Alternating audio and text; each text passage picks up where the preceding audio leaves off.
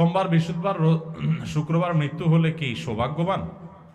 সোমবার আর বৃহস্পতিবার মারা গেলে সৌভাগ্যবান হওয়ার কথা কোরআন হাদিসে কোথাও নাই। তবে জুমার দিন কেউ যদি মারা যায়, শুক্রবারে যদি কেউ মারা যায়, তাহলে সেক্ষেত্রে হাদিসের বর্ণনা মতে ওই ব্যক্তির কবরের আযাব, কবরের প্রশ্নোত্তর থেকে সে নিরাপদে থাকে, কবরের ফিতনা থেকে সে নিরাপদে থাকে।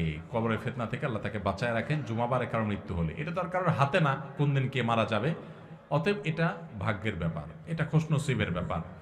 যদি কেউ এই দিনে মারা যায় তাহলে এই সৌভাগ্যের অধিকারী সে হবে।